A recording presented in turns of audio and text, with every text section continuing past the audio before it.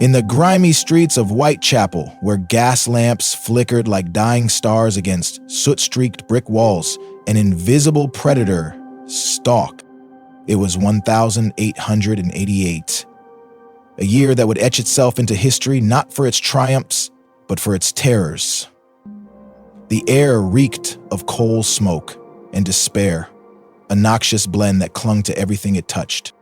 Children played amidst refuse while mothers scrubbed clothes in basins stained brown from the Thames filth. And above it all loomed the specter of poverty, gnawing at souls until they were hollowed-out shells of humanity.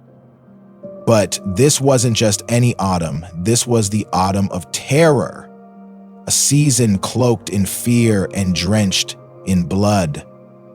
Before we delve into the horrors that unfolded, let me tell you this. Every shadow hides a secret, and every whisper carries a warning. And on those fog-laden nights, whispers were all anyone dared to share.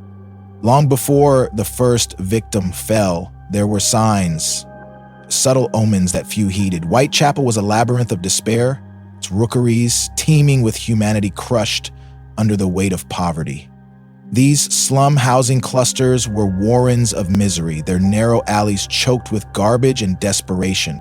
Dock workers trudged home at dawn, their faces hollowed by exhaustion, their boots caked with mud and muck. Sailors passed through like ghosts, leaving no trace but rumors. Alcoholism fueled violence, and women turned to prostitution as a desperate means of survival. Yet society looked away, blinded by moral judgments and systemic indifference. It was here, amidst this cesspool of neglect, that something darker began to stir. Newspapers hinted at it. A string of petty crimes, a rise in disappearances. But none could foresee what lay ahead.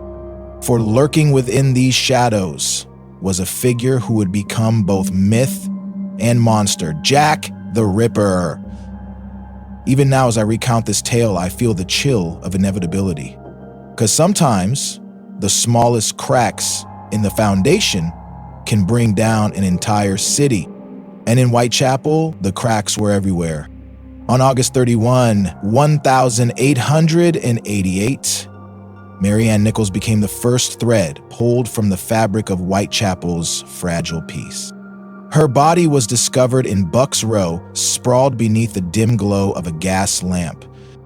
Her throat had been slashed open, her abdomen mutilated. To the untrained eye, it might have seemed the work of a random thug, a brutal act born of rage or drunkenness.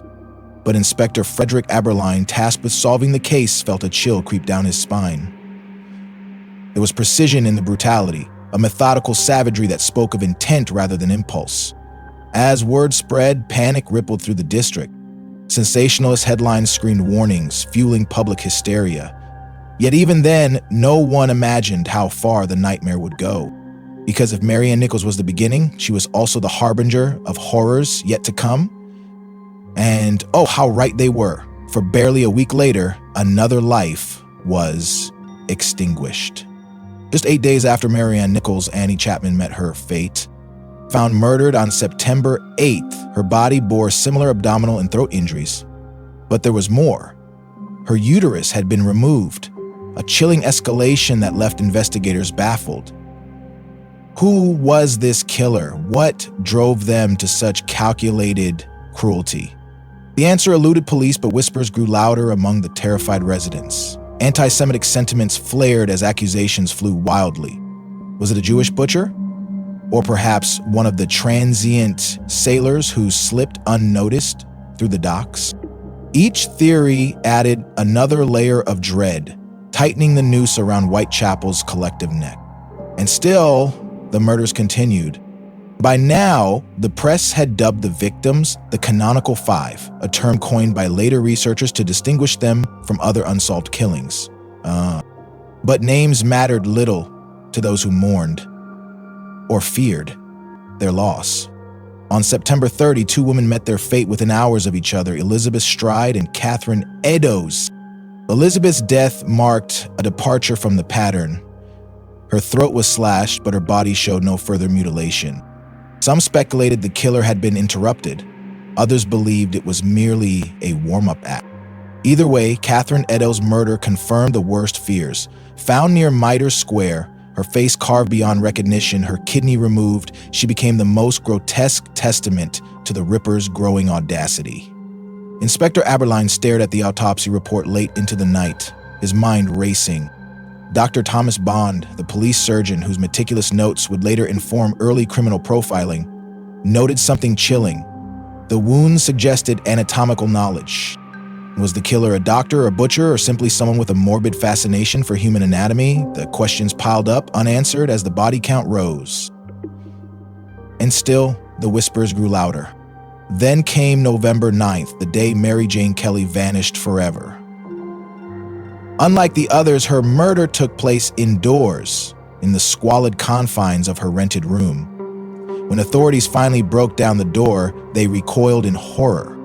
Her body was almost unrecognizable, dissected with surgical precision.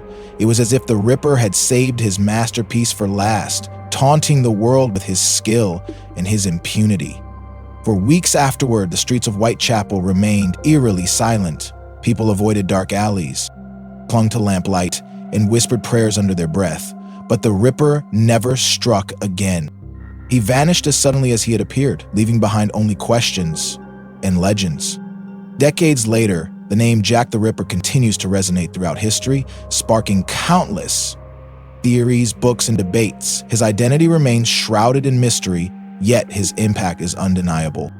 The Victorian era's contradictions, its rigid morality juxtaposed against abject poverty, spurred reforms that reshaped society. Housing laws improved, discussions about mental health gained traction, and policing evolved to address urban crime.